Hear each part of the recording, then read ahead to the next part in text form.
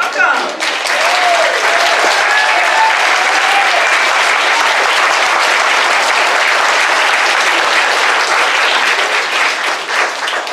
We are so glad you are all here. And in this room, and there are so many people watching as well through the YouTube channel.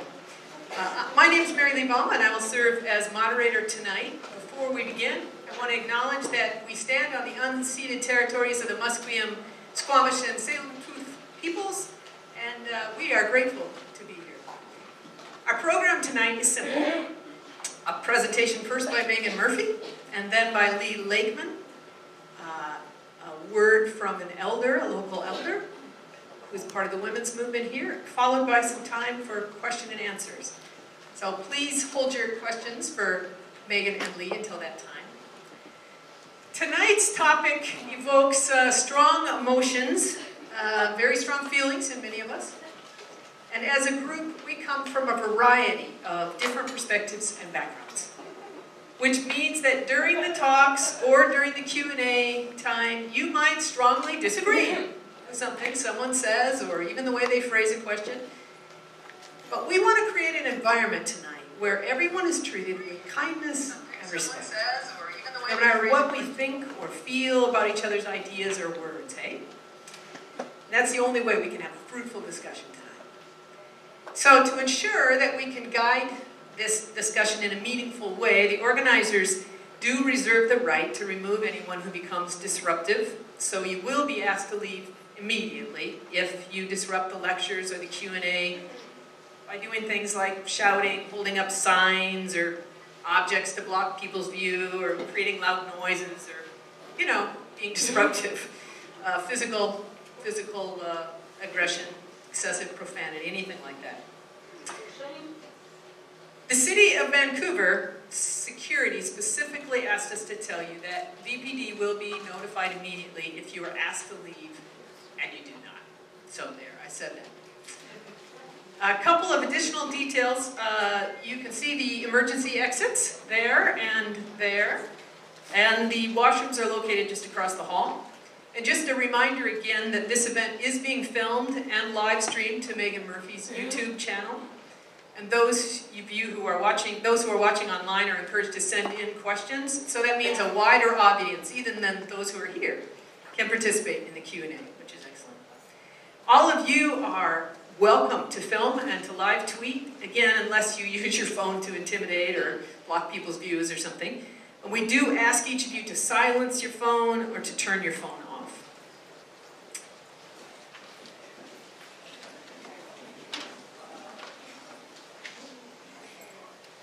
Well, no matter what time it is tonight, we're here, and we can have a real dialogue. There's opportunity for that tonight.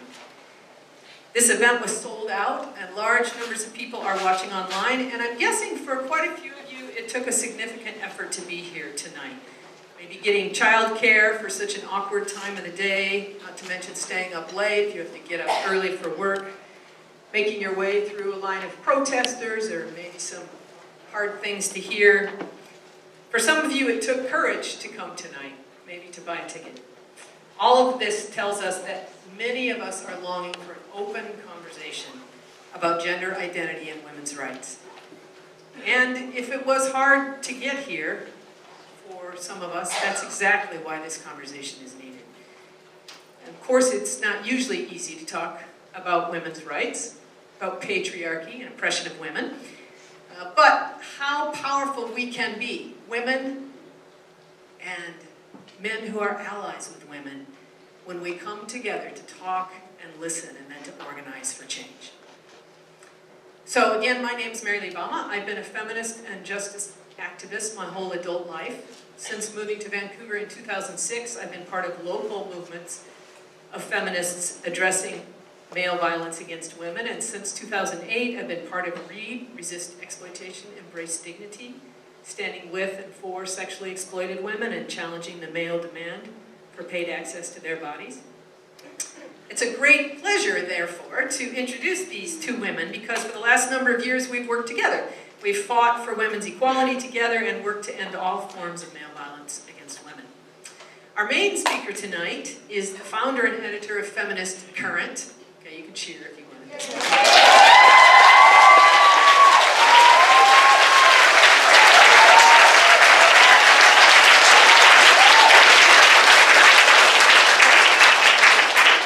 Meghan hates that, but I had to do it to her, sorry. Canada's leading feminist website, which actually won the Best Feminism Blog in Canadian Blog Awards.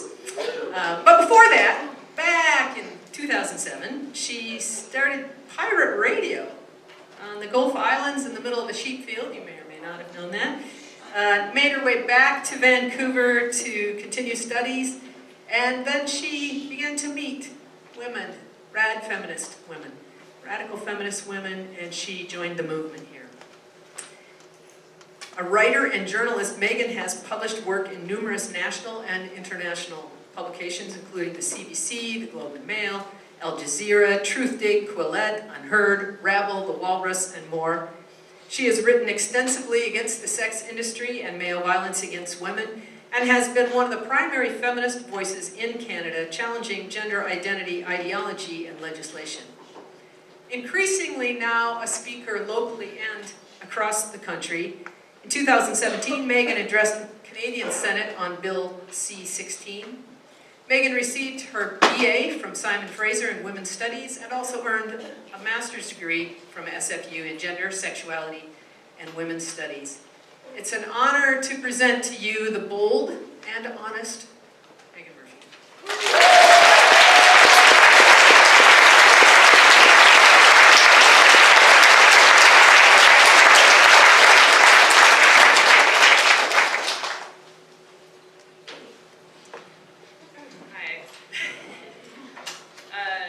So first of all, as Mary-Lee mentioned, I think that it's important to acknowledge how brave you all have been just in showing up tonight.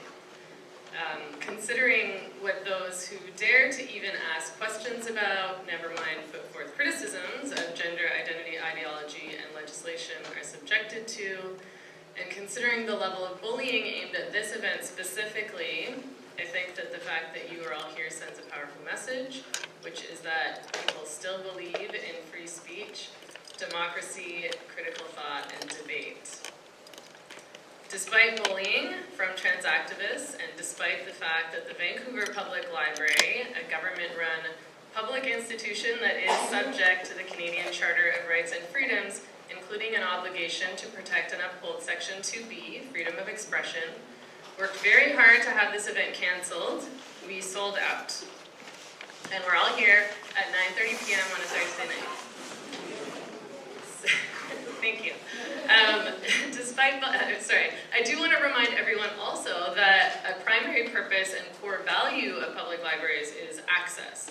So the universal mission of libraries is to provide equitable access to information and to facilitate and protect the right to freely pursue knowledge. And yet our public library made intentional choices to attempt to limit access to this event by forcing us to change the time to a rather ridiculous hour on a weeknight, by imposing excess security fees, and by smearing myself and my website and this event. In November, in case you missed it, after calls from trans activists for the VPL to cancel this event, because God forbid people be allowed to discuss ideas and legislation that has enormous implications for us all, but most particularly women and girls, Chief Librarian Christina DeCastel issued a statement on Twitter saying VPL has zero tolerance for discrimination and does not agree with the views of Feminist Current.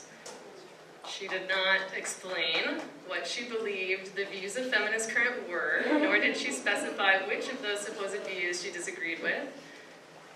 But considering that the bulk of what's been produced and published on Feminist Current over the years is aimed at ending male violence against women and challenging practices, laws, and behaviors that maintain and perpetuate the dehumanization and exploitation of women and girls, I wonder if we should just go ahead and assume that Christina DeCastel and the library are politically and ideologically opposed to the feminist movement.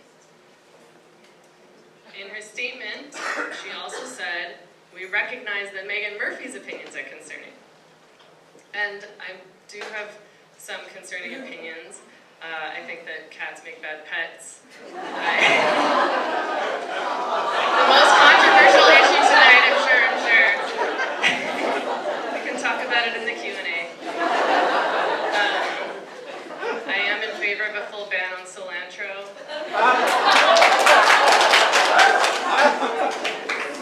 I believe in ghosts.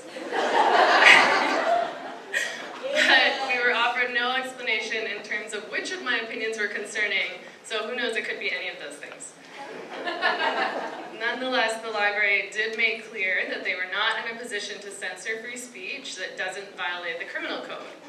And despite what trans activists claim, it is not illegal to understand and state that biological sex is real and that it matters, which is essentially what I and so many other women have been smeared, threatened, and no platform for saying. It's also not illegal to understand that a woman is an adult human female. It is not illegal to defend women's transition houses and to argue that when women are escaping male violence, they should have access to spaces that make them feel safe, where they can speak to women who understand what it's like to grow up female in this world, and where they can be assured they won't be made more vulnerable by having to share a room with a man. It is not illegal to understand that male bodies and female bodies are different, and that women and girls have the right to compete in sports under fair terms, against other women and girls, not against men, who would in most cases have an unfair advantage due to things like differences in bone mass, bone structure, bone density, the size of organs like the heart and lungs, and so on and so forth. It's not illegal in Canada for lesbians to limit their choices in intimate partners to women only.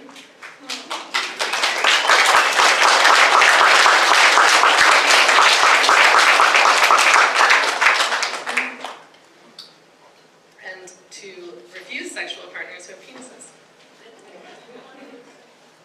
It's not illegal to demand that our government consider the implications of legislation and policies that allow anyone at all to self-identify as women and to consult the public on these legislation and policies. It's not illegal for women to want access to change rooms free from men. It is not illegal to think critically, to ask questions, and to explore ideas. It should not be difficult for the library to accept a rental from those they disagree with, because a library of all places should be the first to support freedom of expression and the last to take a public position against our free speech. The free speech of women, of feminists, and of the general public.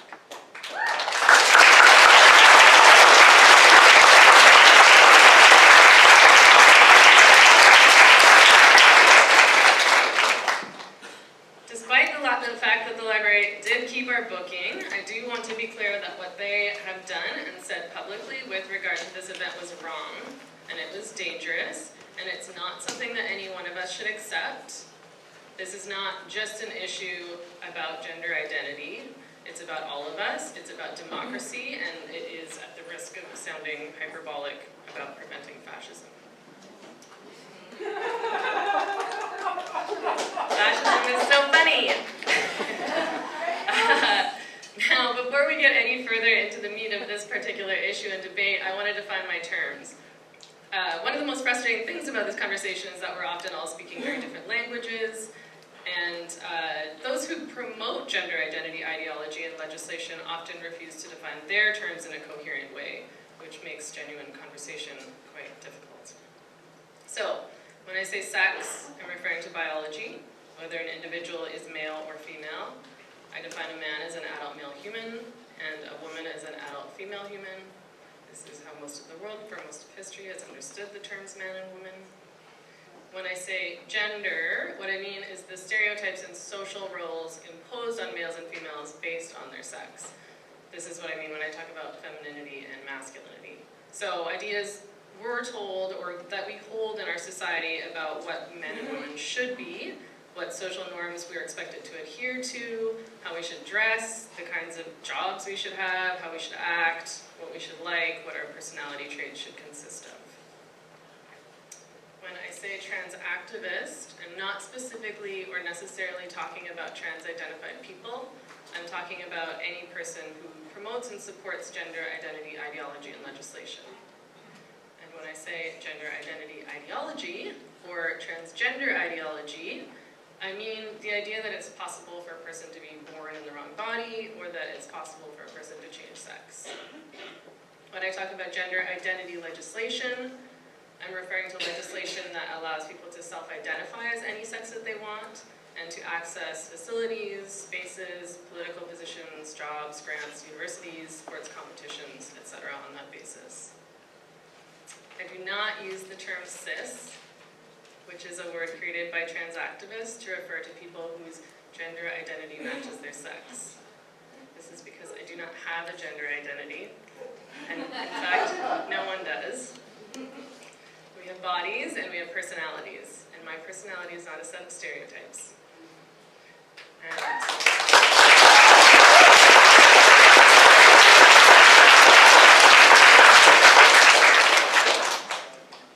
And I refuse to identify myself with a set of stereotypes that have been used to defend sexist practices and beliefs throughout history. I am not, as so many trans activists claim, a biological essentialist. I believe boys should be able to play with dolls and wear dresses that they like. I think they can be just as sensitive and emotional as girls. I think that girls should be able to play with trucks and roughhouse and cut their hair short and refuse to wear dresses.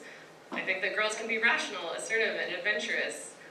I don't believe any person should be discriminated against or harassed because they step outside the gender stereotypes laid out for us and enforced on us in so many ways.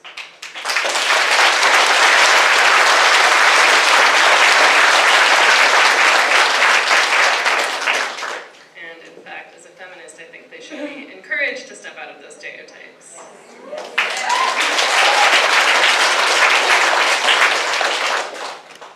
What is incredibly ironic about this debate and the way that feminists who challenge transgender ideology are positioned is that feminists have always taken an incredibly liberal, liberatory position on gender.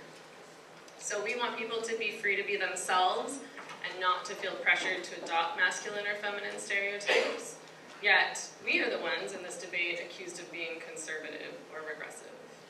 This is coming from people who say that any boy who loves frilly pink dresses cannot possibly just be a boy who likes frilly pink dresses, but must really be a girl, which of course plays into a long history of bullying boys who step out of gender norms by accusing them of being girls.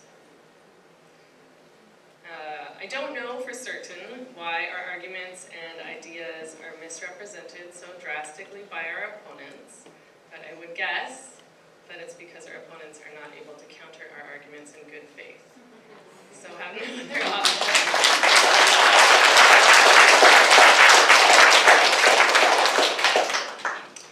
other option. In terms of winning except to lie, bully, and smear.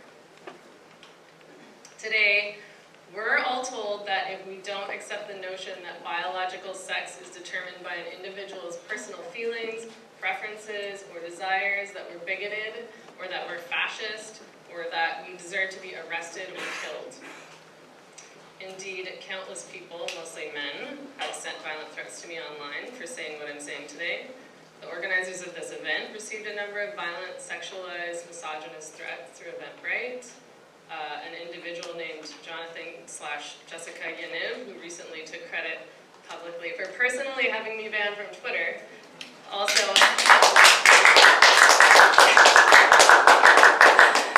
silencing is something to applaud for sure. Also publicly stated that I had committed hate crimes and that I had organized it, referring to this event specifically.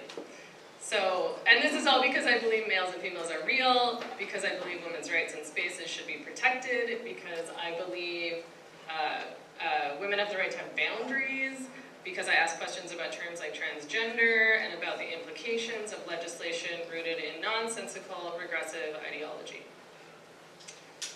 We still don't know what defines a trans person. We don't know what makes a male actually a woman. Is it surgery, hormones, clothing, makeup, a preference for long hair?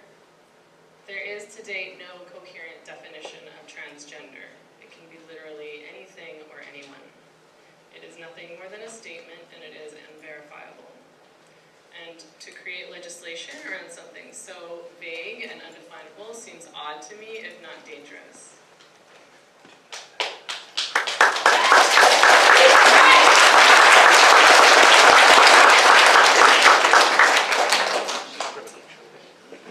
According to Justice Canada and the Ontario Human Rights Code, gender identity is defined as a person's internal or individual experience of their gender. But how a person experiences or feels about or analyzes gender and gender roles does not literally change their sex. I'm told that saying these kinds of things hurts people's feelings, and that therefore I may not say them.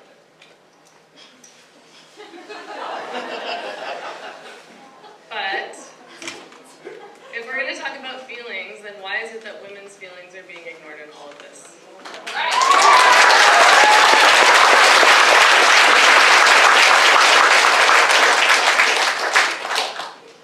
Why is it that women's feelings about whether or not they have to share a change room with a man don't matter? What about the feelings of girls who don't want to see a dick when they're changing for gym class? What about the feelings of women who've been victimized by men and don't want to share a room in a transition house with a man? And what about the feelings of women who are being made to compete against males in sports?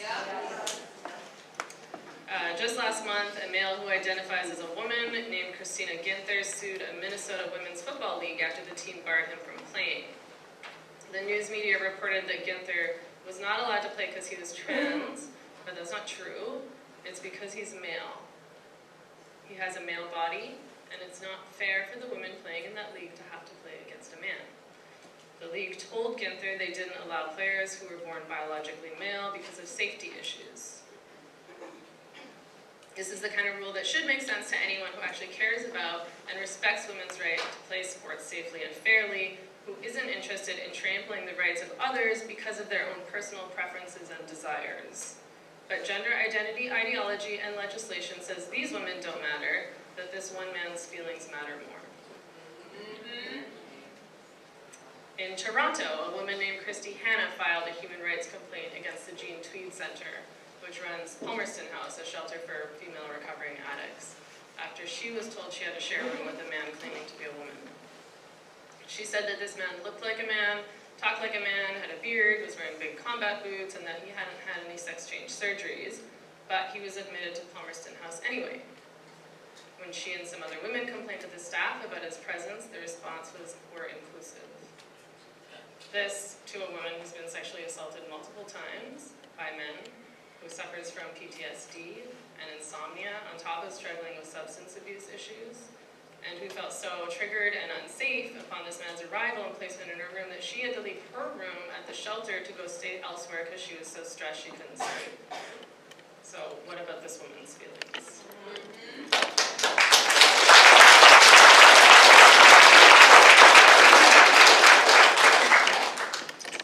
What about the feelings of the 14 female estheticians who were asked to give a male a Brazilian bikini wax, then dragged to court when they declined? That's right. Shame. None of this is about transphobia. It is about men, and it is about women having the right to say no to men, to not be gaslighted and bullied for daring to consider their own safety, rights, and feelings first. We are now at a place where we're not only allowing men to dictate what a woman is, but to destroy hard fought-for rights won by feminists very quickly without any public debate.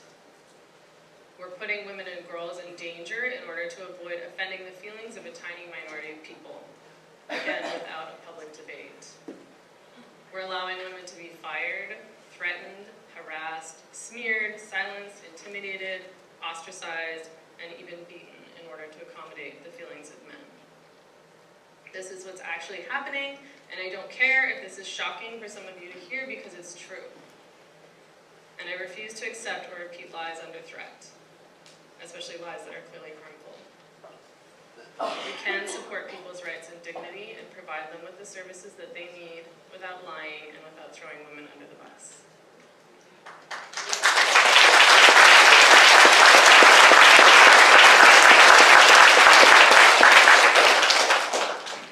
There is no need for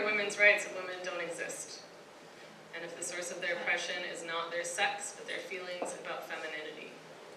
No matter how a woman feels about gender, she will still experience this world as female.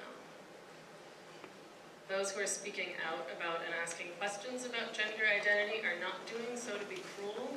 They're not doing so because they're hateful. They're doing so because they have real, genuine concerns that deserve to be taken seriously and addressed. And if you're going to do everything in your power to bully and silence those people who have those concerns, to tell women that advocating for their own rights makes them hateful, that your beliefs are the only beliefs that matter, and that those who don't share your beliefs should be arrested or killed, then what's clear is that you are the fascist, you are the hateful, closed-minded, oppressive one.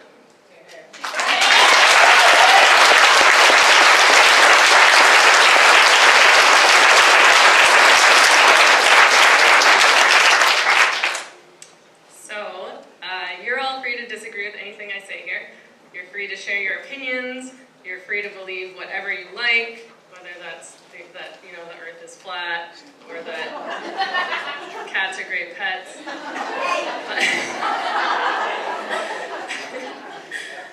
But you don't have the right to impose those beliefs on others under threat of violence or a jail sentence. And you don't have the right to threaten me, silence me, or criminalize me for telling the truth.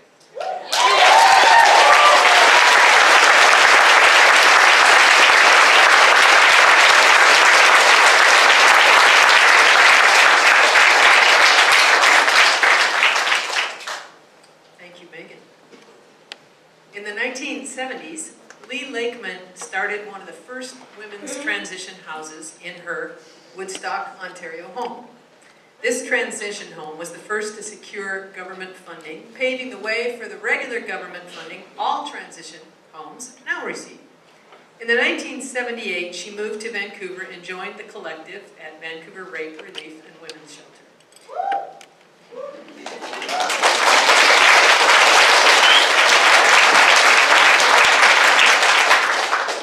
A writer, speaker, radical feminist, and activist, Lee has spent more than 40 years as a frontline anti-violence worker fighting men's violence against women.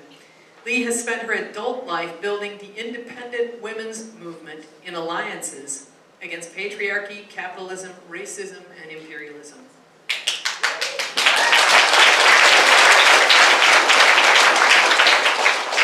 Lee has organized Take Back the Night marches, neighborhood confrontations of abusive men, and anti-violence lobbies petitioning government representatives. She is a published author and also a contributor to another book, Not for Sale, Preventing the Promotion of Prostitution.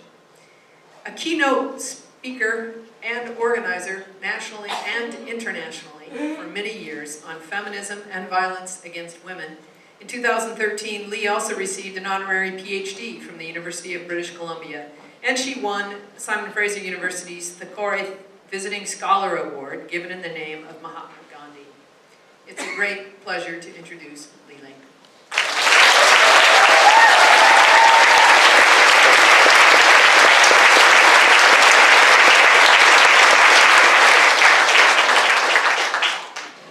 Thanks very much. I hate speaking from notes, but there's always too much to say. But the first thing I want to say is that I thought from the beginning that the main achievement of this evening would be to fill this room, to get past the barricades, to get past the bureaucrats, to get past the bullshit, get in the room, get in the seats, and be ready to talk. So thank you.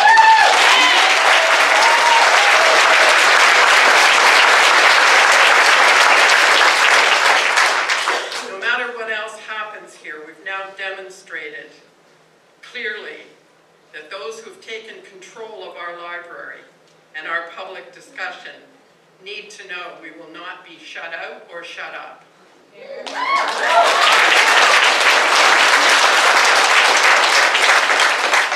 second victory is less important in my mind, but still important, and that is to have the discussion we came for. But I think it's also important to put this achievement and this discussion in its proper perspective. The murder of women, that is mostly the murder of wives and prostitutes by men, continues as we speak. the violence done to women, and even more often to impoverished or racialized women, continues without social consequences to those men. As does the harassment done by men up to murder of women, especially Aboriginal women, who are forced to live in the public realm by poverty and lack of social supports like public transit and public schools even. As does men's harassment of women who try to use their legal rights and privileges to take their position in public institutions and public life, like the library, what Hannah Arendt speaks of as the very nature of public life. The recent campaigns led by women victims and their feminist advocates to hold men like Ghomeshi accountable are still at their very earliest stages, and so far have been stunted rather than assisted by legal procedures, by the police and the courts, as well as by the commercial media and the damn social media. The fight for equal pay is not achieved, much less the fight for equal distribution of wealth or resources. The right to welfare and social services, health services and education services have been so undermined that they barely exist for the poor women, for the immigrant women, for the Aboriginal women. To be among such women is to be criminalized for trying to get by. Women do not have proper access to legal aid, much less to the adequate protections of law and security of our persons. Child care, the care of the sick and the old, are still loaded on women, even if more and more it is the loading onto immigrant women at low rates of pay with insecure citizenship. Women's sexuality is under constant assault, so that young women have even less sense of the entitlement to autonomy, to sexual pleasure, and to body integrity that my generation had already won. Instead, from childhood, they're fed a constant diet of pornography in every media form. The international talk of women's rights is just that, talk. Unless women measure, protest, demand on our own, nothing happens to ensure women's rights as written on the pages. No political party, no public institutions have distinguished themselves as fighters for the liberation of women. Nor have they defended those who do fight for that liberation.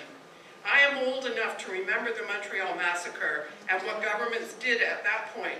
And in this year of the Me Too and various campaigns, they've done the same. Nothing. Nothing pro-women. International studies now confirm that it is only in the presence of an autonomous women's movement that policies and practices of the state start to reform toward the advancement of women.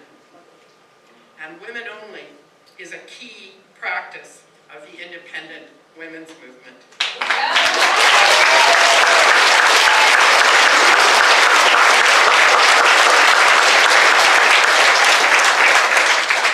For me, this discussion of inclusion is really the conduct of the backlash against feminism.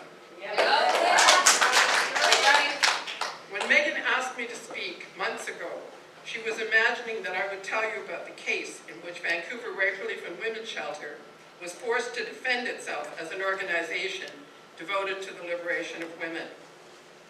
We took a defensive position at that point. We didn't even try to take on this argument. All we said was we have a right to control our own membership.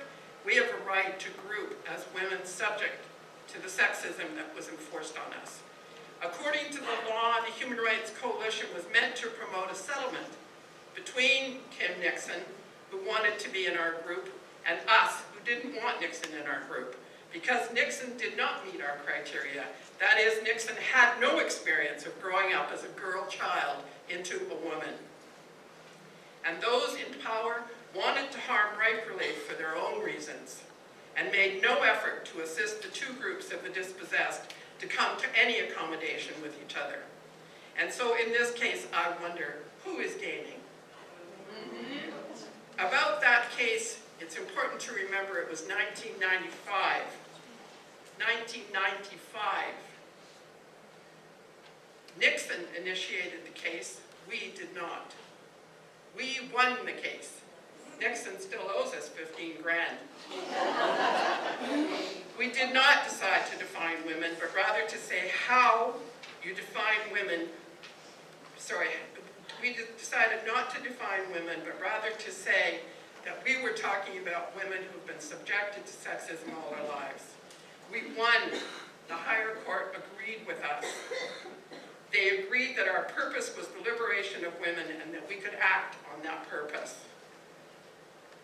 Our purpose as a movement and as an organization within that movement is not to give every woman the choice of which sex she would like to be, or to promote notions that each woman should challenge herself to find or create freedom for herself, alone for herself. These are silly ideas that have come along with neoliberalism. This is not at all what we were after.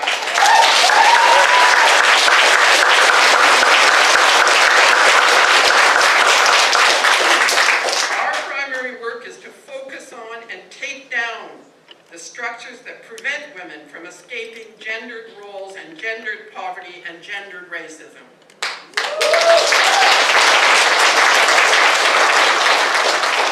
Those structures that enforce gender with laws, norms, and institutions, including male violence against women. We cannot be talking about the example of transition houses as the one place where we should be allowed to say women only. It is not for safety that transition houses have to say women only. It's for strategizing. It's for being able to gather as a group of women. It's not for hiding. It's for having a beachhead from which to fight. It's women's centers that we already lost. We have to hang on to the centers we still have, which are the rape crisis centers and the transition houses.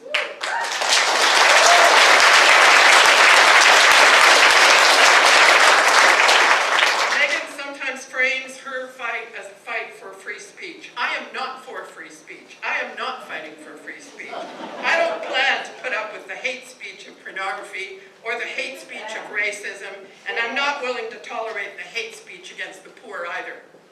I am fighting for the freedom for women, and most of all for that freedom that de Beauvoir describes at the beginning, the very beginning of the second wave. Beauvoir describes as that freedom which enriches the freedom of others. This is the kind of day when one can imagine Rosa Luxemburg rolling over in her grave. What kind of socialism, even social democracy, is it that excuses the library's senior staff who claim to be upholding the fine principles of access to all, or that excuses the new NDP mayor who trashed Meghan as one of his first acts in office, or who excuses the premier who ignored or sets loose the misbehavior of his party members against feminists? This is not the practice of liberty making. That's right.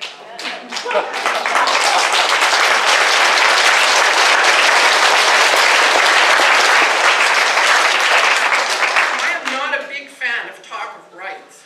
If we're to talk of rights, then according to charter law, women are to be recognized by all extensions of the state as being a historically disadvantaged people. 52% of the people. I'm here to fight for speech that is freedom-making speech, not free speech.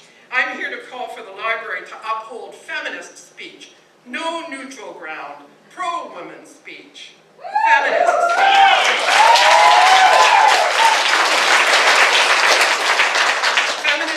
Feminism is the politics that calls for and has always called for an egalitarian future, for nonviolent methods to get there, for open dialogue and transparent processes, for an end to the hierarchies of race and class as well as sex, for an end to the violence that supports those hierarchies, for egalitarian sex practices and sex education, for intersectionality, but not the garbage version that's being peddled.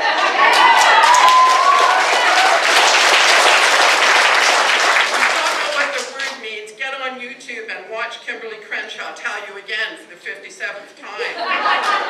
Or you might use standpoint theory written right here in town by Dorothy Smith. And you can talk about collectivity too as a vital part of feminism. It means the conditions, including the means, conditions, the ends, the necessity of small group organization, for affinity groups, for interlocking collectives, and most of all for some integrity. and you can get it anywhere from there. Consciousness raising was vital to the whole second wave development of the women's movement. And it's an essential reason why we could not and would not admit a man into our consciousness raising processes. It's a contradiction in terms. We were using consciousness raising to describe our lives to each other in order to be able to find common ground from which we could find the institutions, the processes, and the laws that were holding us back and go about the business of strategizing against them. Our politics is based on our body. It's based on our bodies. It's not limited to our bodies, but it's based in the bodies. And women's relational relationship from our bodies to our children, to our communities, to our neighborhoods, and on down. To those of you who can imagine bullying us into submission, you're clearly unfamiliar with us.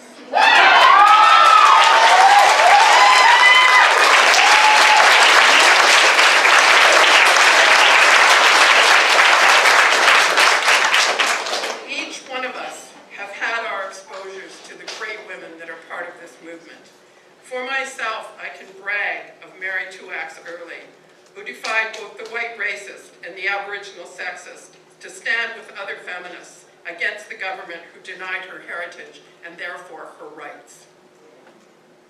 Up to this week, I am still learning from Faye Blaney, who carries the Indigenous feminists forward and who once rode the mighty Fraser River in a river raft just to stand with small groups of women on each of the reserves as they told on the men in their bands and the leaders of their communities. You can see her work on the Inquiry's webpage, which I urge you to do. But if you think that I can be trained by women like that and be afraid of being scared at the door of a library, think again.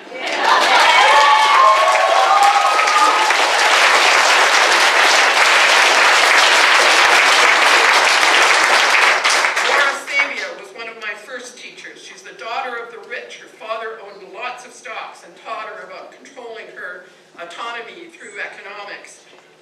I was 20, and she explained to me, standing in St. Peter's Square, traveling with her daughter. She was by then a middle-aged woman. And in St. Peter's Square, if you're raised as a good Catholic girl, as I was and she was, you know that you're to get down on your knees when the Pope comes out on the balcony to bless the room. But Laura Sabia described that she was never going down on her knees again to a man.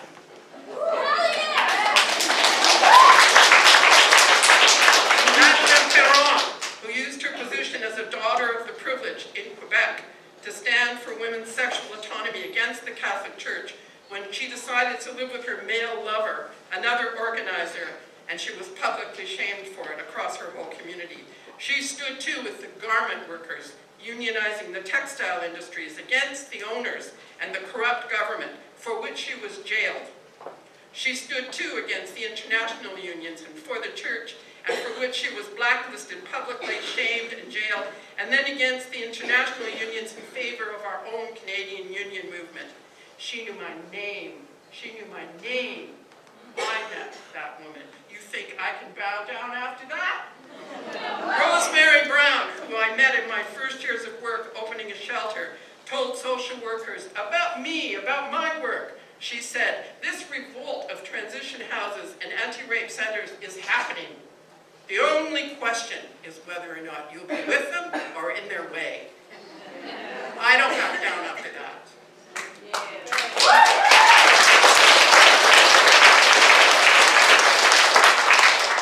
My friends in the abortion fights, activists like Judy Revick, who stepped in front of the man with the knife to protect Henry Morgentaler, and Jackie Larkin, who used to live a few blocks from here, tied herself to the House of Parliament to fight for that right, and both stood with Indigenous women demanding accountability during the Meech Lake Accord and the restructuring of Canada. How do you get scared after that? The women of the Status of Women committees, the radical teachers, including Gail Tyler, who fight still for the single mothers wanting an education, who must be ashamed to see what's become of their union leadership, in the cowardly ditching of women's freedom and their disrespect for the feminists of those committees. I can go on and on and on. There's a long list of great, dignified, brave feminists. That's our movement.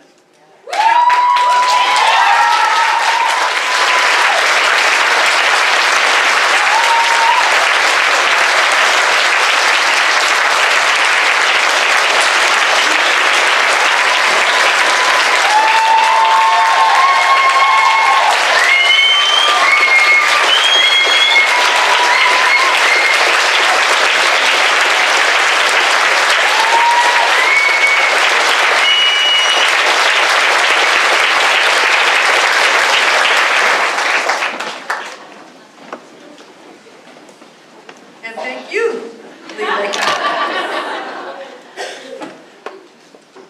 Before our time of question and answers, I want to invite Faye Blaney, who's a founder of Aboriginal Women's Action Network. Yeah, go ahead. You can.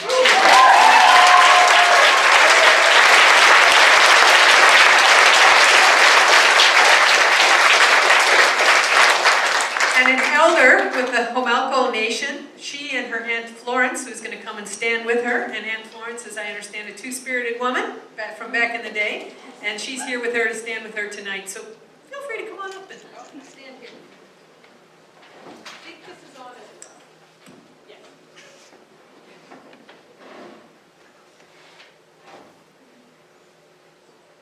Good evening. Is it on? Yes.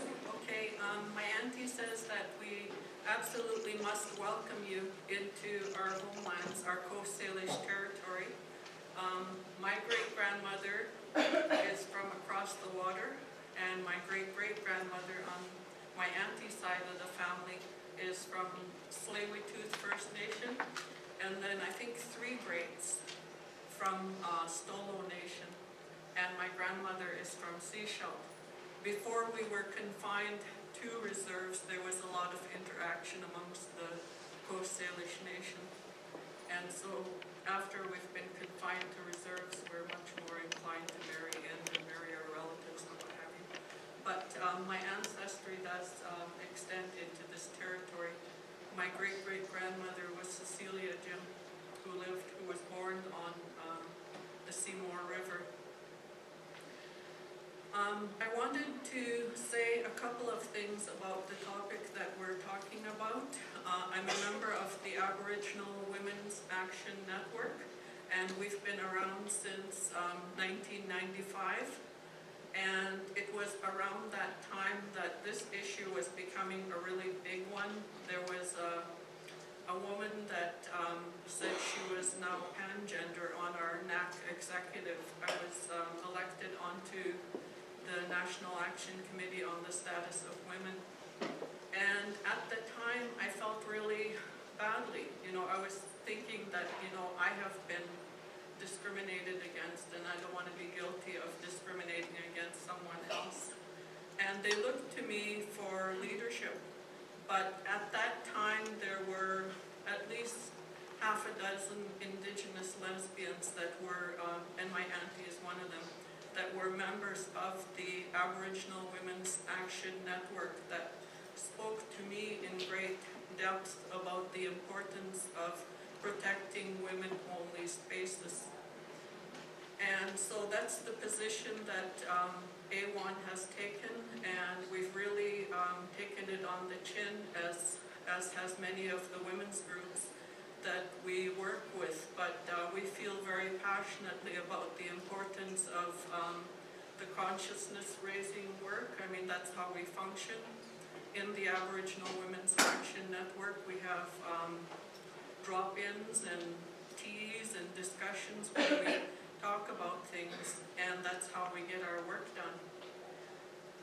And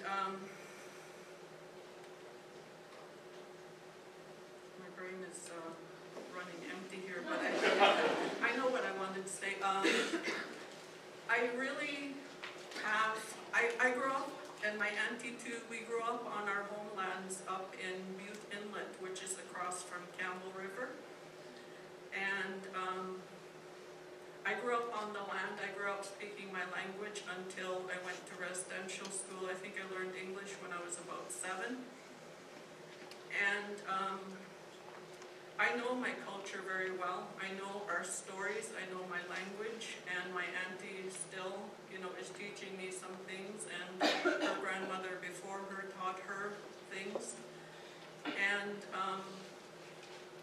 I got to teaching at Langara College, and at UBC, I taught women's studies. I just found it really sad that a lot of the students that were coming, Native students that is, that were coming into my classrooms were coming to me to teach them about our history, our culture, and our traditions.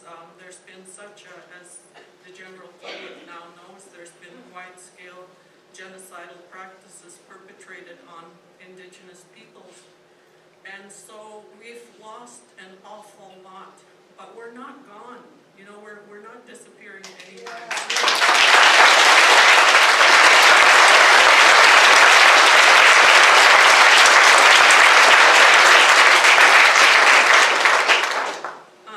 I say that as a preface to the point I want to make.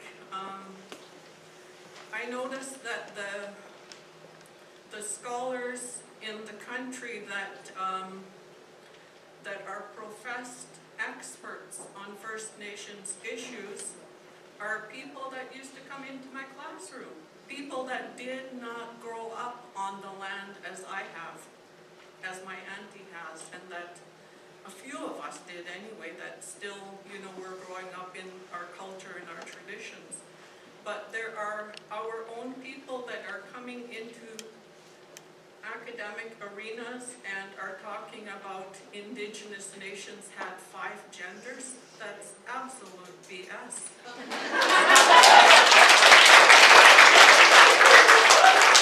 I wrote an article on, what the heck is his name, Hilla? I forgot that guy's name. Joseph Boyden? Boyden. I wrote an article and I said, we're all in an uproar about this white person that wants to be identified as an Indigenous person. Why is it such a long stretch for us to have men that come into our communities and want to be identified as women? And Chelsea Vowell condemned me from here to Timbuktu on me saying that, and was calling me transphobic. I've been involved in the Women's Memorial March forever, and there are white women on that committee that are barring me from ever publicly speaking on the Valentine's Day Women's Memorial.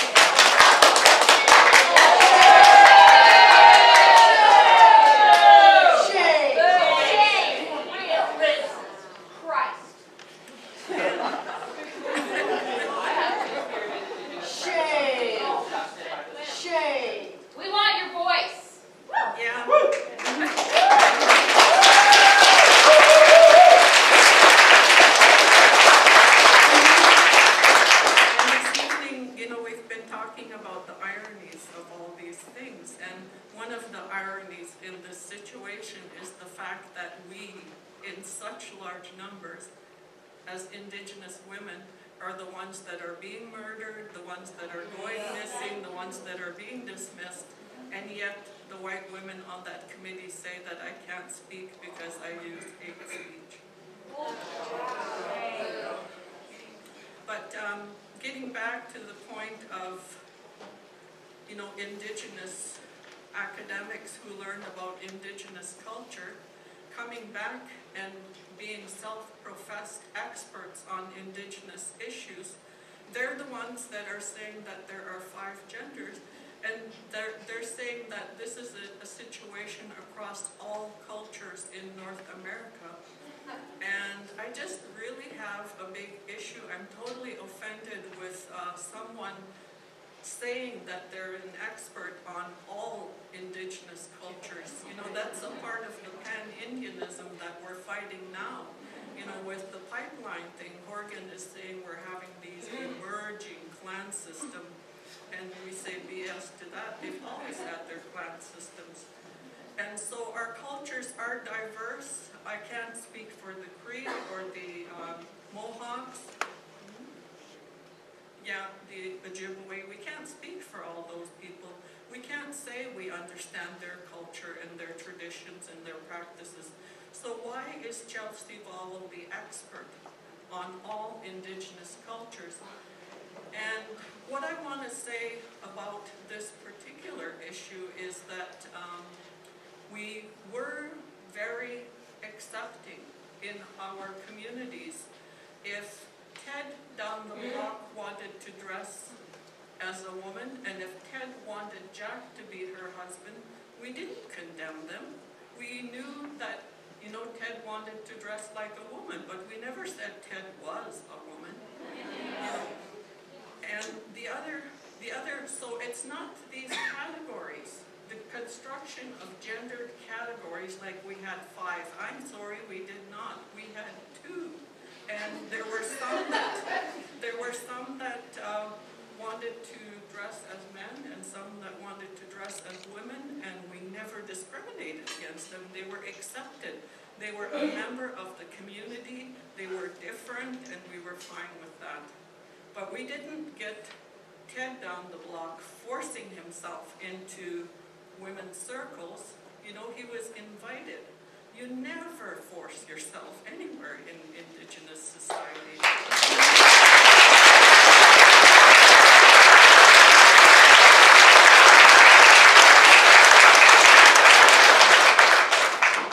And speaking of saying controversial things, I want to share with you what my son says. This is my son. I mean, he's way more radical feminist than I am, I think. You know, I spoke with some elders of the Anishinaabe Nation because this is such a hot topic and there's so much vitriol and violence associated with it. I went to an elder and I asked her, because in their community they are accepting, they're practicing our tradition, they're accepting of having men who want to be women into their communities. And I said, what about places like transition houses where women aren't comfortable with men being present? And I have to tell you, when I worked at the downtown East Side Women's Center, there were women that were very uncomfortable in the shelters. One of the elders from my homeland got beaten up by a trans, and there were other horror stories like that that happened for them. And this elder said to me that they are very accepting as per their culture and their tradition, but if there was, and her example was women coming out of prison, if there was a woman coming out of prison and she didn't feel comfortable in a halfway house with a trans there, they would speak to the trans, and they would make sure that this woman's wishes were respected. And they honor, you know, in our ways, we honor life givers. And these women are honored for who they are and the wishes that they have to be safe. So I just wanted to say some of those things about Indigenous society because I saw a sign out there that was so ridiculous. It said that to erase trans is to erase Indigenous society. And I'm here to say we're not getting erased, and we're going to be here for a hell of a long time.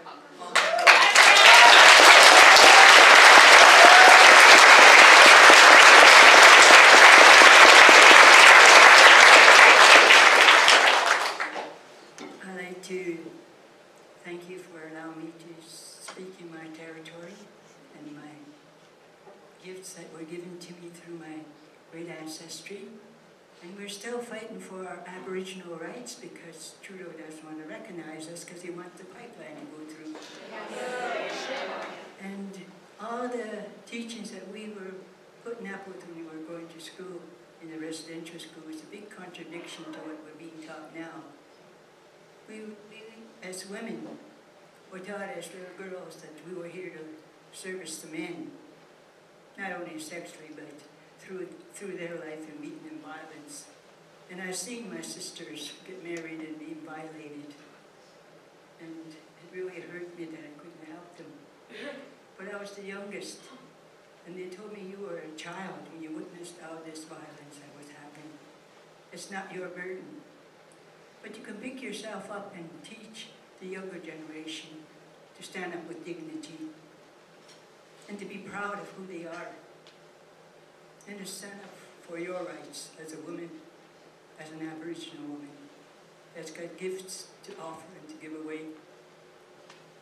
And that was what brought me together when I joined the Indian Homemaker Association of BC, the oldest organization in BC.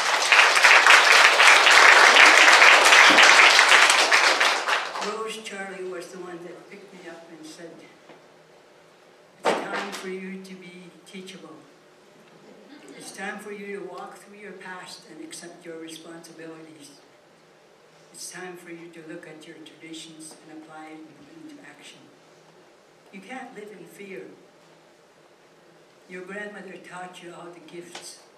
It's time for you to walk with dignity and respect and never walk in fear again.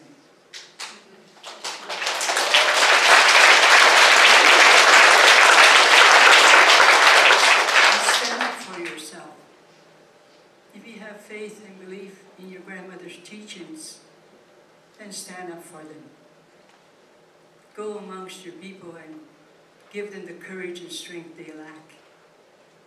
And reteach them that our lives, women came first. Women were the ones that give us our life. The women were the head of the household. And they weren't there to service anyone. Right. Yeah.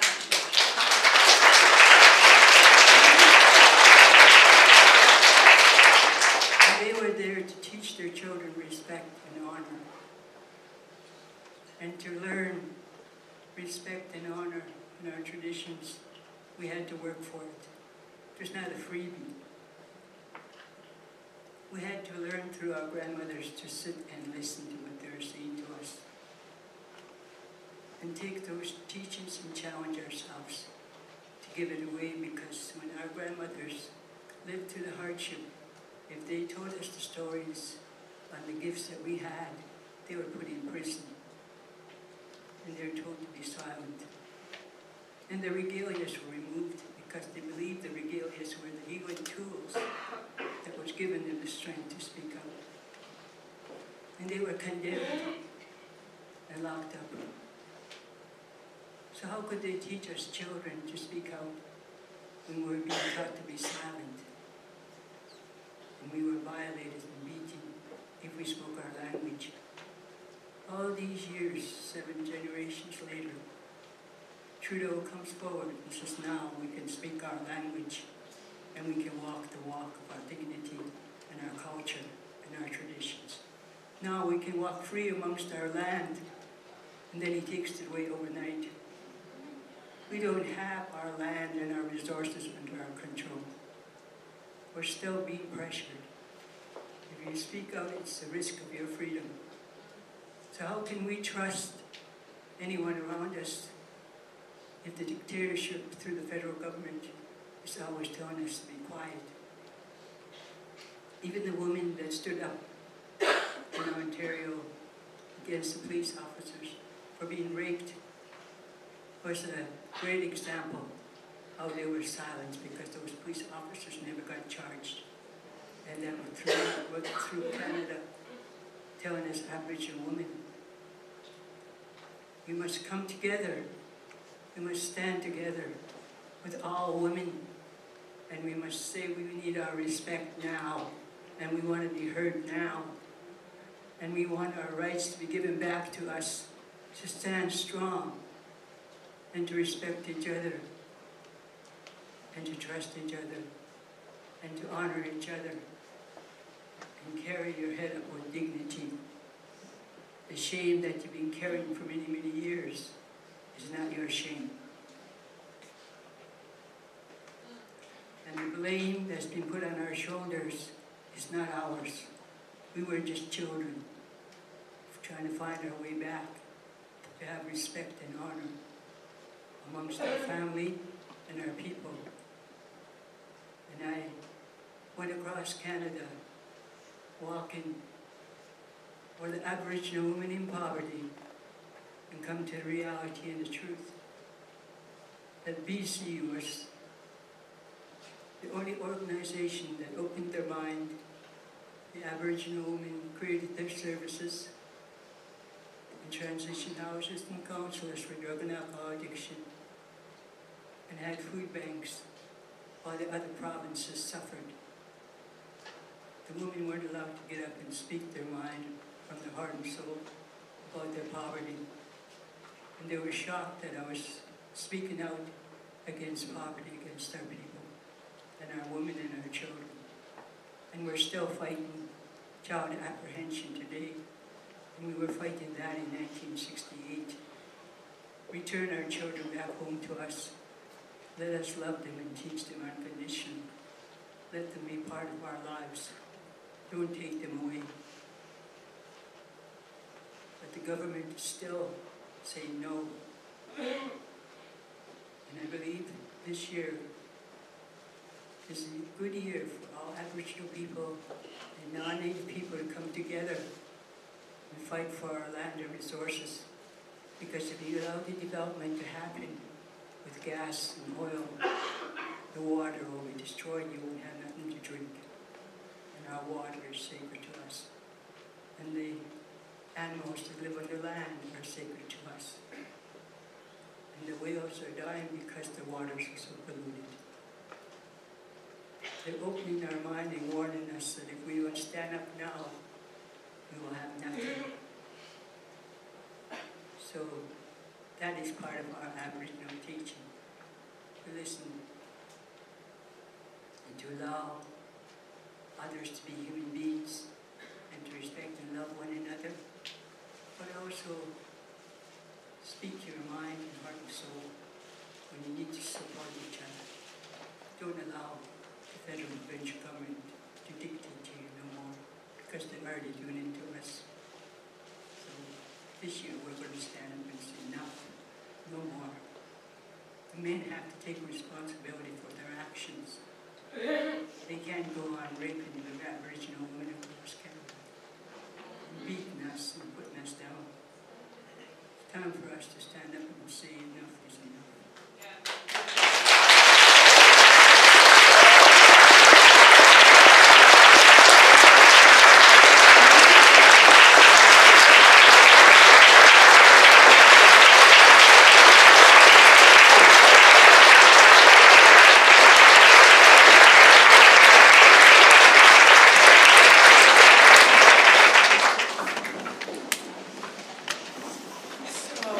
People up front have been talking, and imagine a number of questions have arisen in your minds. So, and as I mentioned earlier, if you've been watching via YouTube and you've sent your questions in, those will be brought up to me as well.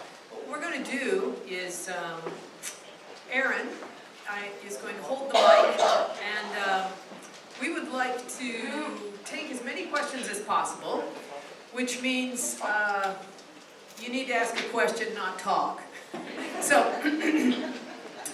if you continue to talk without quickly coming to a question, I'll kind of tell Aaron to move aside with the mic. So, but we would love to have your questions, okay? We'd love to have questions from everybody, from all different perspectives, all different questions, okay? Right? Yeah?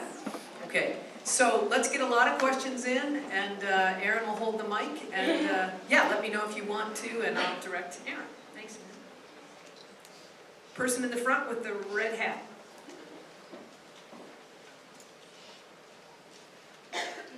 Hi. I have a gift for you here, courtesy of Sandberg and Mayor Keith. I also have a hat to present to you. It's called a hyena hat, and it's red because only women menstruate. And it's also that it has black ears for all the women who have died at the hands of men because they're women. And hyenas are sexually dominant to males. Female hyenas are. So my question is, may I please please get a picture with you in your meeting?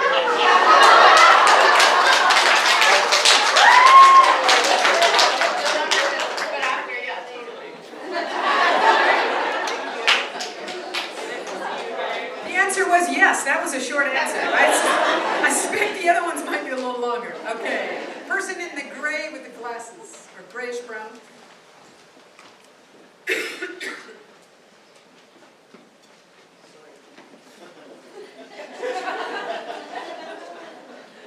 Well, first I want to say I disagree with much of what you say, but I fully support your right to free speech, and I'm appalled at the mayor, trans activists, and the Vancouver Library about the way they treated you. With that in mind, though, I do find it ironic that a lot of feminists actually muzzle free speech as well. As you may know, at University of Toronto, Warren Farrell's speech was shut down by feminist activists. Pro-life activists have been attacked, physically attacked at Ryerson. Jordan Hunt, a pro-choice activist, Roundhouse kicked pro-life activists. Men rights groups have been shut down. Have we got a question? So I'm wondering if I fully support your right to free speech, do you support the free speech of others? Are you asking me? Of course, I do. Of course, I don't support the silencing of anyone's free speech. I'm speaking for myself. I'm sure lots of women in the feminist movement disagree with me, but speaking for myself, no, I support all free speech. I don't.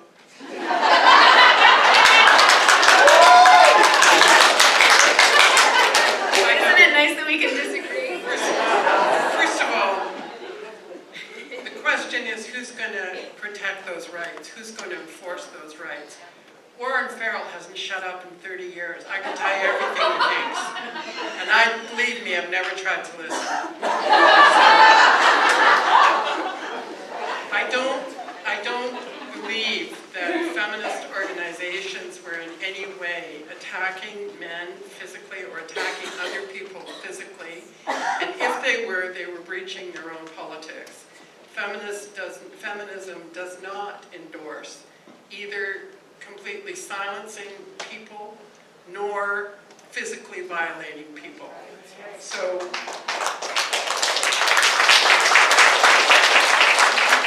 and I appreciate that you're doing the same from the other side by supporting Meghan's right to speak her feminism. So, we both need to exercise a little more influence in our receptive communities. Thank you. Oh, here we go. Person with the black or blue jacket. Yeah. Hi, thanks for taking my question. I found something that you said, Ms. Lakeman, very interesting. You linked gender ideology with neoliberalism. With respect to the sort of transcultural change that is happening, I found it interesting that it seems to be an elite phenomenon. Higher level media and cultural institutions seems to be sort of on the cutting edge of this. I think you would probably agree because you call it a level thing. And it seems kind of strange to me because to illuminate through analogy, the battle for other civil rights, the women's rights movement, of course you guys have been part of, was a slow boil, many years, electoral victories and defeats, marches and rallies, all that. Same for the African American rights in the United States, general gay rights movements. But in terms of the trans movement, it does seem to be sort of started off at the top first, rather than at the middle at the bottom. I don't know if you would agree with this, but that's what I've seen. For example, started off really in the public consciousness with the 2015 Caitlyn Jenner thing. Is this your question? Yes, my question will be in terms of 2016, there was already laws drafted. 2017, Goldman Sachs, Trudeau are all waving the flag. It's all been normalized much quicker. It doesn't seem like it was a bottom-up social movement. So my question is, do you recognize or would you accept this characterization of the transgender ideology in the words of Ms. Murphy? Would you say it is a revolution from above, or would you say it is an organic bottom-up movement? If so, why do you think it seems to be coming from above? And if it is a bad thing, or if it is delegitimate, if you think it is coming from above? Thank you. And that goes for both, but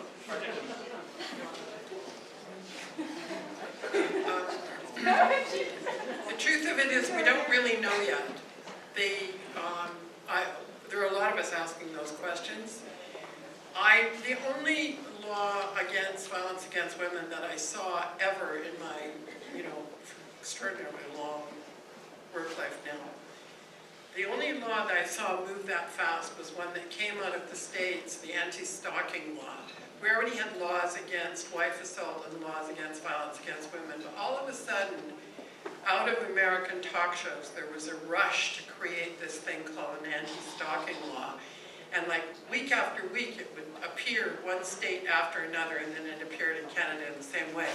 And feminists actually in national coalitions opposed it because it was ill thought and too fast. It was suspect. It turned out to be originating in Hollywood. It was actually about protecting the property of a star. And so, so I too started to be suspicious why this legal and social normalization of this fight could be the way it is. And it leaves me with the question of who to hold accountable.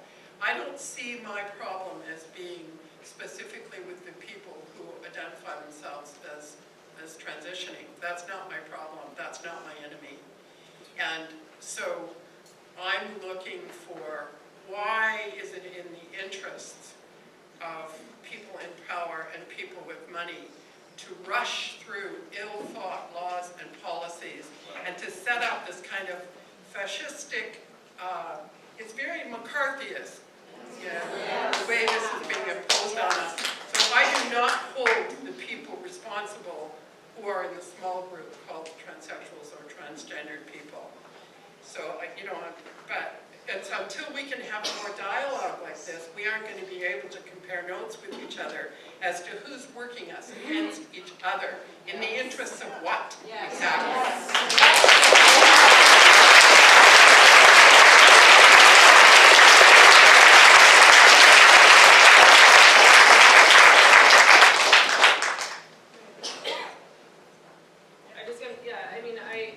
I agree with Lee, and I think that it has come from the top down, and I mean, if you look at literally, I do actually, I first want to agree with you that it's not, I don't think that most people who identify as transgender are participating in these violent threats and trying to do so much work to destroy women's spaces and rights and to ostracize us and silence us. I think that it is a small minority of activists.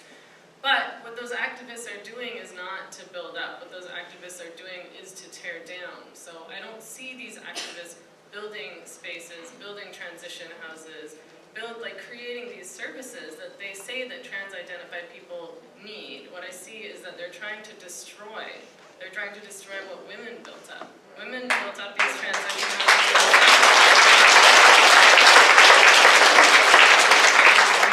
From Lee, but those women didn't have anyone's support. They did it themselves.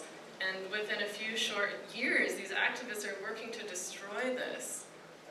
So, I mean, it does literally seem to be coming from the top down, not the bottom up. It's not about creating, it's about tearing down.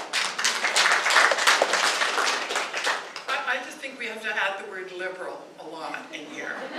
So there's a lot of people who think they're doing something terribly radical by repeating nonsense, garbled rhetoric on this issue. So, maybe the first thing is all of us to use Meghan's example of defining terms and speaking clearly and speaking no matter what. There's a person with grayish silver hair. Thank you.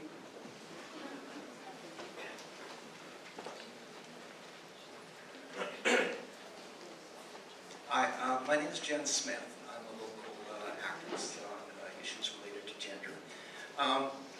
This discussion that we have here now, though, it being coming from the top down, I think is interesting because a lot of that, I think, relates to the use of language. So I've been very interested in how language is being used in this debate.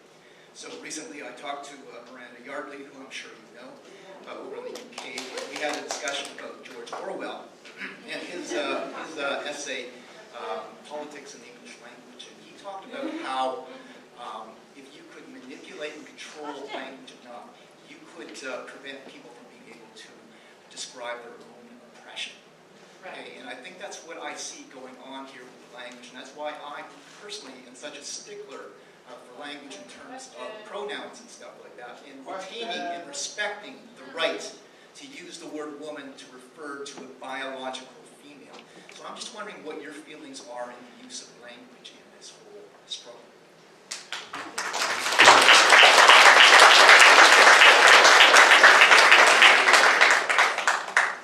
Yeah, I mean, I think it's intentional. As I said, trans activists refuse to define their terms, and so, you know, the mantra is trans women are women, and then when you say, what is a woman, they back out and refuse to define it, so we don't even know what we're talking about, and I think that it's, again, intentional, because we can't have a real, genuine conversation if words don't have meanings. That's the point of words, that they mean things.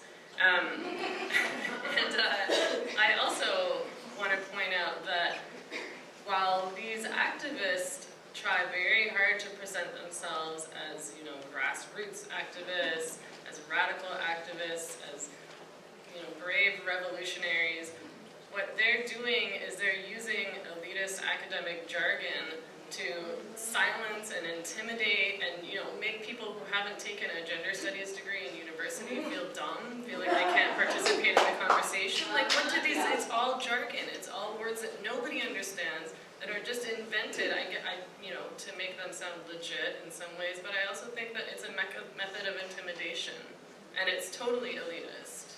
Yeah.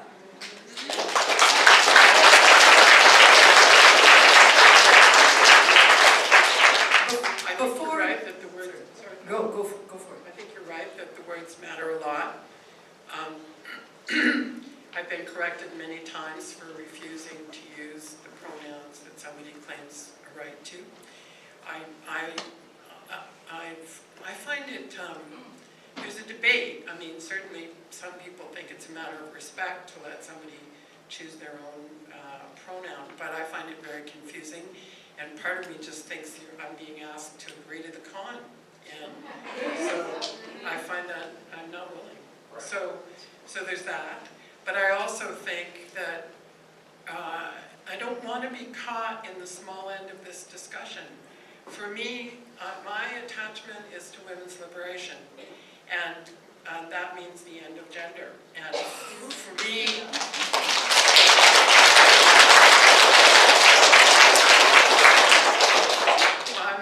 I'm more than willing to ally with you and with anybody else on you know, what we're all fighting for, basics of what we're all fighting for.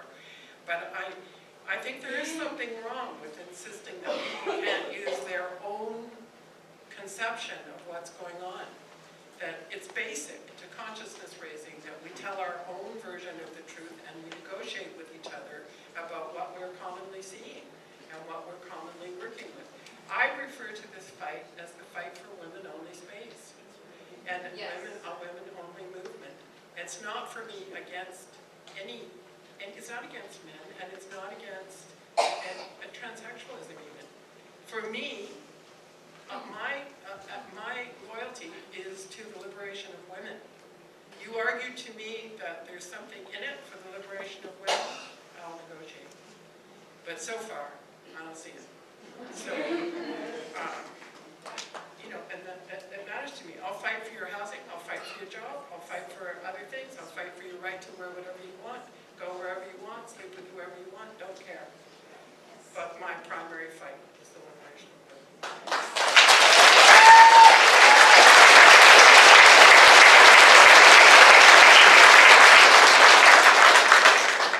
Before anyone else from this audience, I'll just take one question so far from those watching online.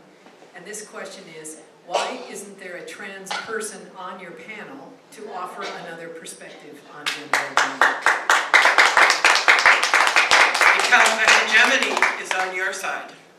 Because it's only here that there's been an opportunity for this side to speak.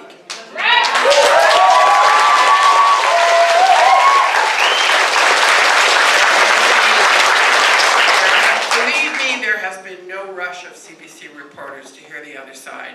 There has been no story in the local paper. There has been no story in the national paper. There's been no fictionalized of our side of the debate at all whatsoever. And if you don't know that much, you're not much of a fighter either.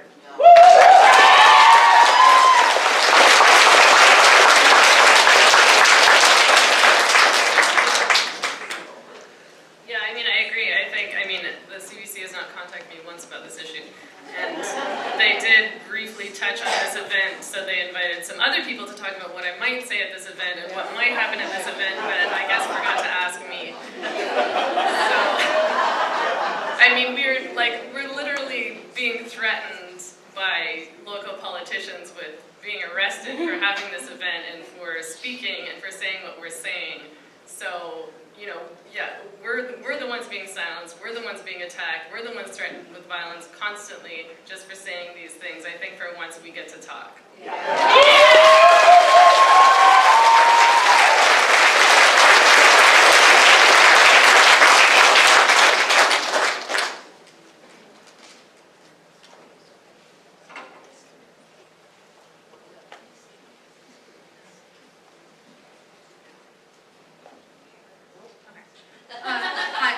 Okay, I just wanted to ask you, Megan, specifically about losing your Twitter account, and if you could speak kind of to that. I know a lot of women are really feeling pulled in different directions about how we respond now, because that was shocking to a lot of us who followed you online.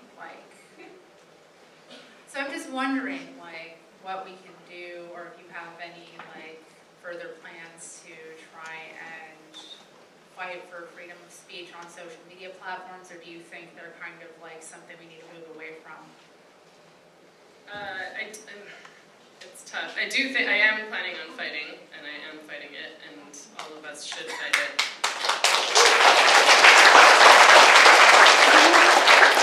I mean, unfortunately, this is the way the world works, and we should not have let it get to this point where we're so dependent on these platforms. That was a mistake on our part, because we do depend on these platforms to communicate. And now that these, multi-billion-dollar companies know that we're totally dependent on them to share information, to publish journalism, to communicate with one another, to have debates. Now they've decided to start censoring people they don't agree with, that they don't like, and it's bullshit, and it's scary, and you should all be scared that this is happening.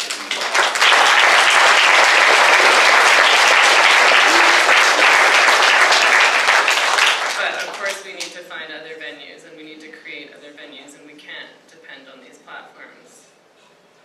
The question was to Megan, but did you want to weigh in, Lee? Yeah. I do think that many young feminists have not yet taken up an anti-capitalist position and are not careful about the power of corporations, and there is just no way to win without taking that into account. So, gotta take it on. That's where the neoliberalism's coming from. That's how it gets exercised, and that has to be part of how we fight. Person in the middle with the hand in the air, yes.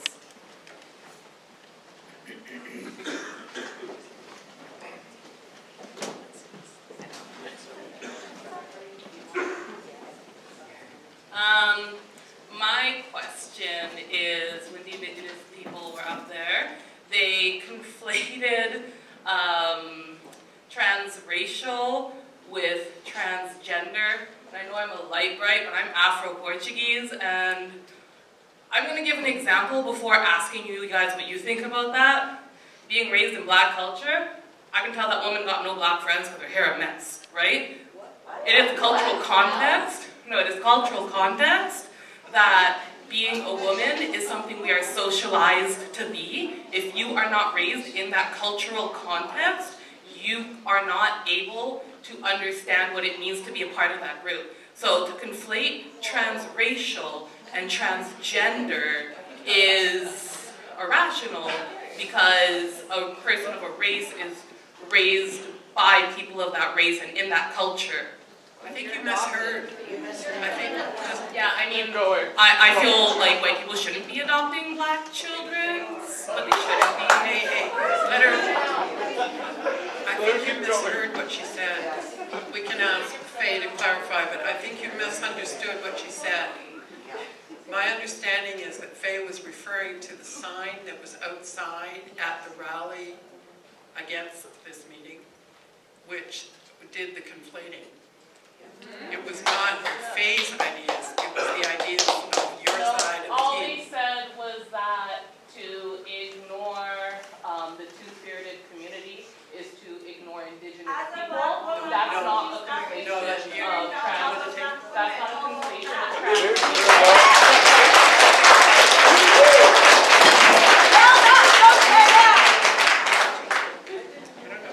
Okay,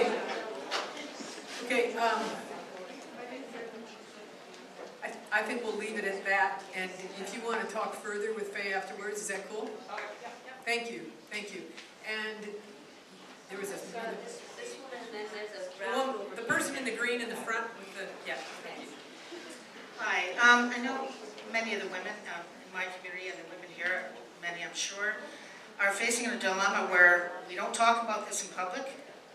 It impacts our employment, whether we get employment or whether or not we're going to be fired from that employment. So we have a couple of organizations that are keeping lists of women.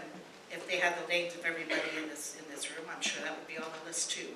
These are women who are not going to be employed by a political party. The Federation of Laborers across the country are keeping those lists. They're sharing those lists. It's absolute fascism. What are the unions and the political parties going to do to keep women safe and employed? That's right.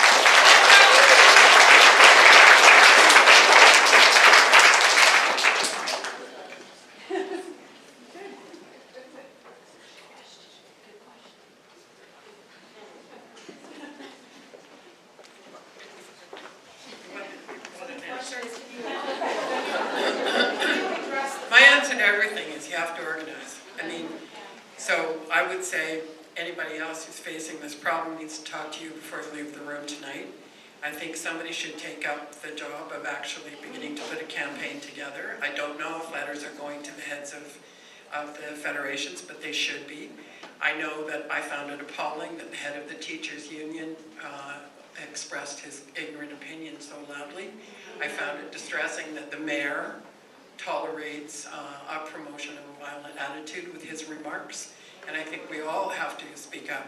But I guess the first thing I have to say is this fight ain't no sissy fight. Like, you gotta get up and speak. You gotta get up and speak, and we are, some of us, gonna lose money, we're gonna lose jobs, gonna lose influence, and guess what? That's how we got the rights we got. So, I don't want to make light of it. I think the BC Federation of Labour set out to, it allowed jerks within the union movement to trick human rights communities and human rights committees and to manipulate a discussion at the General Assembly and tried its very best to punish rape relief financially. Perfectly clear to me. I'm one of the people who went 10 years without a salary because of the same stupid opinion.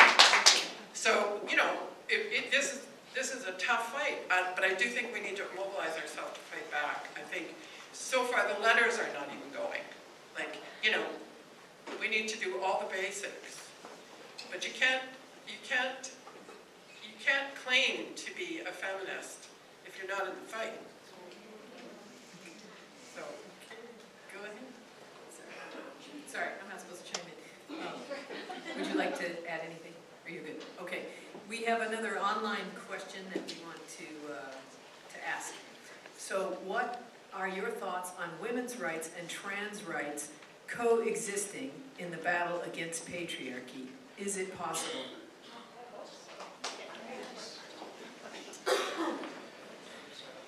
I mean, again, I think that we can support the rights of people to step out of gender stereotypes and gender roles, and that's what the feminist movement has been doing this whole time.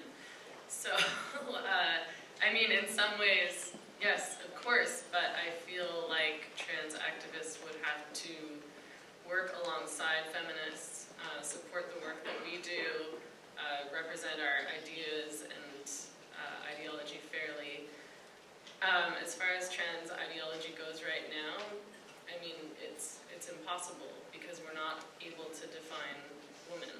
And who are we fighting for if there's no such thing as woman, and if we don't understand why women are oppressed and why women are raped and why women are beaten in their homes? We can't have that conversation. We can't do this work. Certainly we can't support women's transition houses if there's no definition for women and men are allowed in. So I do feel like trans activists are making it a bit impossible, but certainly feminists would, of course, support trans activists and trans-identified people building their own services and spaces, and of course we want people to live happy lives free from harassment and discrimination, of course.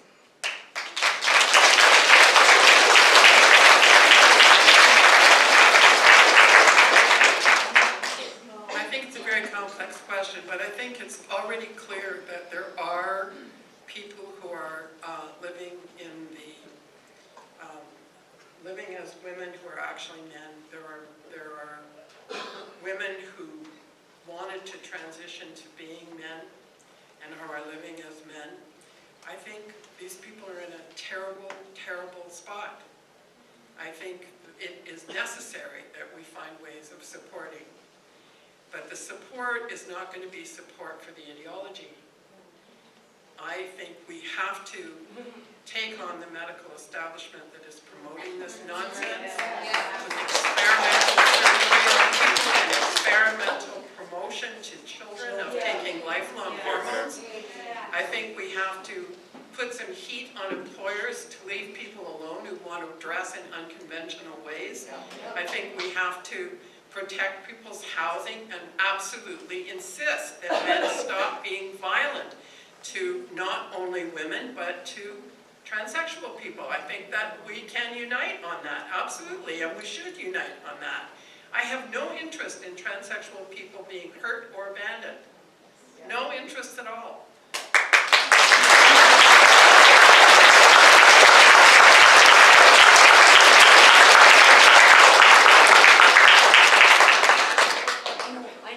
I know, I'm keeping track. We're charting a path. Okay, so you, and you, and okay, yeah, you. There was a whole round there. And we're scooting over there. I'm getting the work out. Thank you. I want to thank all the speakers for your fabulous words. And I do have a question. My question has to do with the oppression Olympics. When I speak to people I know which find themselves as feminists, they say, oh, well, yes, women's rights are important, but trans rights are more important because they're more oppressed.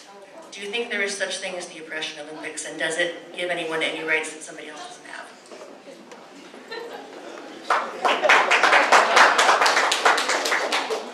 Yeah, we used to say points for pain.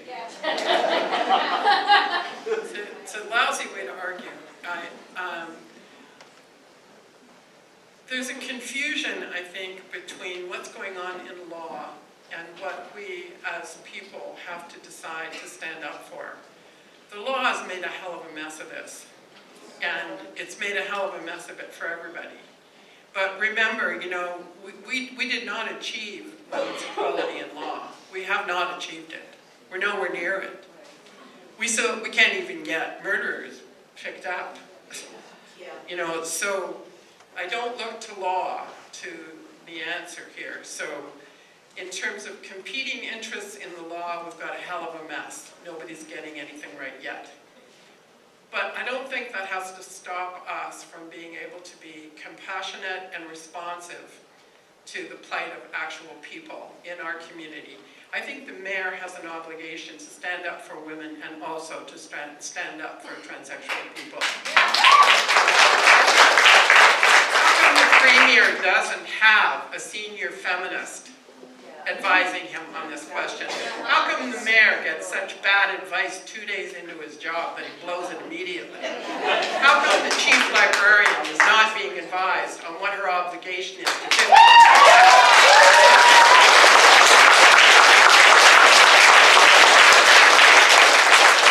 We have to not participate in these imaginary Olympics. It is not necessary to say not oppressed. Trans people are oppressed. It's you know, and it is definitely part of the patriarchy. I think, you know, my original argument that we need to look for who's gaining here. And as far as I can see, who's gaining is the straight white guys who are delivering nothing to nobody for no reason at all.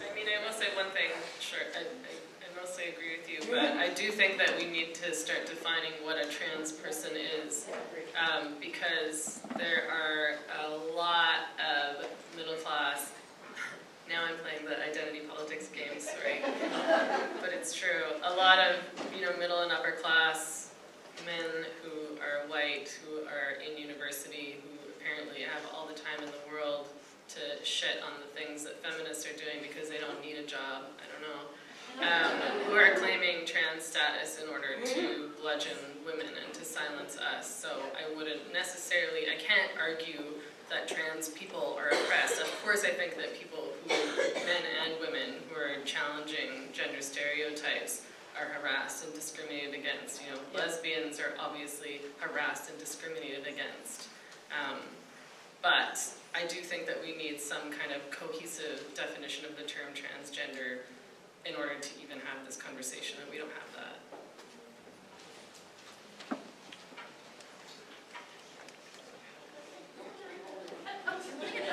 Sorry, okay. Hi, so I just have two really quick questions.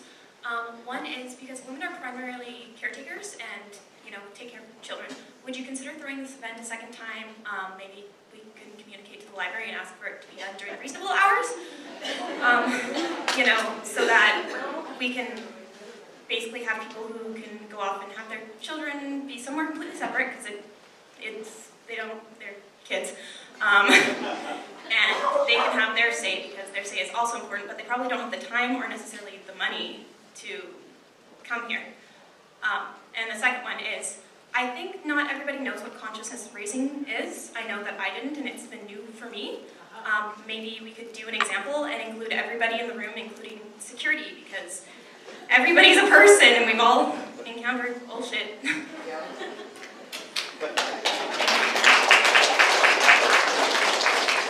are lots of things written about consciousness raising, so don't take what you get tonight as the full definition. But I do think it's a very important concept, and it's a concept, like many others, that's getting misused often now. But it means, among women's movement participants, it means the practice of talking honestly to each other, as women do in small groups. And the practice that got very sophisticated in the 1970s of sitting together in a small group over time, often repeatedly, telling each other the conditions of our lives. That's the first time women told each other how common rape really is. That's how women learned, oh, you're not having orgasms either. That's how women learned, oh, that's the excuse he uses with me too, for why I don't have charge of the economics of this household. And it's in the course of those discussions that women began to articulate, oh, you mean we're the only ones doing the child care? You mean even when I want to go to the library to be in a discussion, he can't take care of his own kids. So it's very important that in those small groups in the 70s, with sudden permission given to each other, we began to talk openly about how common certain things are to the lives of North American women right now. We weren't talking for all women, we were talking for the group of women that we were talking with. And out of that came some common understanding that it's women who are taking care of the sick, the poor, and the old. That it's women who were doing the bulk of the labor at home, and men were not doing their share. That it was common for women to be refused the right to say no at a boundary of their own body. That they were forced into sex or neglected. That they were abandoned or overwhelmed. Usually the concepts had both sides. Denied access to their children or abandoned to sole care of their children. And out of that came feminist theory. Out of that came our understanding of what we would fight for the next 50 years. And we're at the end of that time period now. We achieved some of those things over that time. And I say it's time for all you young women to talk more honestly with each other, because so far you're not even having as good a sex as we have. You don't seem to be getting much more of the child care. You're stuck with 2 jobs now. You know, there are conditions that I think are slightly different for the next generation of women, and we need to all be talking to each other. But you're now talking in a global circumstance. It's now, you know, not only are we stuck with the child care, but now you're stuck with the guilt of the third world woman who's doing the child care. So, do it again. Do it better.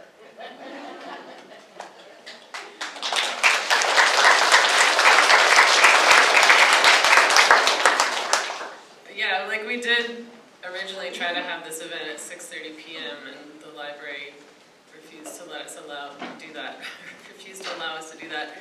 And we did fight it, and we fought it specifically because we knew that mothers wouldn't be able to come, or that it would be harder for mothers to come. People with kids obviously have to get up in the morning.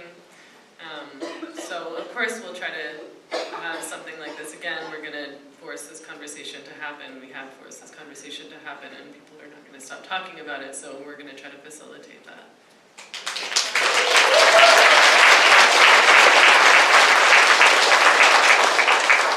I know it's super late and you're all doing really, really great. Really appreciate it. I'm going to take one more question from online, and then if there's time, we'll do one more from the room, okay? And the question from online was, how do we combat misogyny in our lives without being afraid or silenced? An easy question. I mean, I think I have a short answer that probably isn't very helpful, but it is scary, and people are going to try to silence you. And I'm sorry, but you just have to be brave, and you have to fight back regardless. We have to all get together, and we have to support each other. We can't do it ourselves.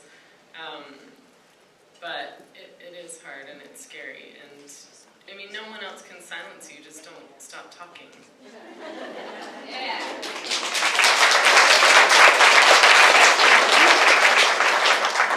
There are hard lessons you learn if you work in the area of violence against women. And one of the lessons is, if you're silent, they'll beat you because you're silent. And if you speak up, you're under threat of being beaten for speaking up. You won't be safer because you don't speak. Look what's happened while we didn't have this conversation. So, my advice is get a gang. Keep a gang. Still nonviolence, but you keep a gang. You talk honestly among yourselves. Keep track of what you're doing and be intentional. Set out to win something. Do you women feel like you have time for one more question? Okay. There that was. I think it was you next, right? What? There were like millions all at the same time, but it was this corner that had the first before it. I don't think so. No, I think it was you. I don't like to round this off with the Go for it. but whatever. Well, I got to end it on a very harmonious note, and I just want to thank Meghan and Lee for coming out here tonight. As a man, I'm very humbled to be here among both of you and all the women here that are struggling with the issues that men have imposed upon them for far too long.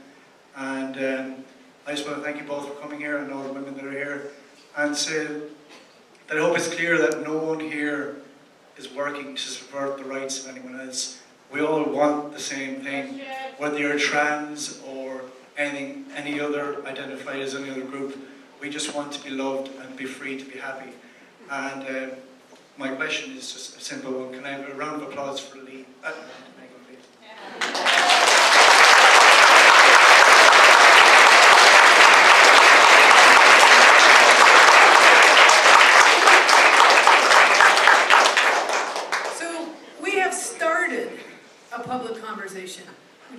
fun, haven't we?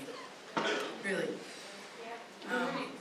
We've had some conversation, we got some encouragement, we got some historical encouragement, which is very helpful.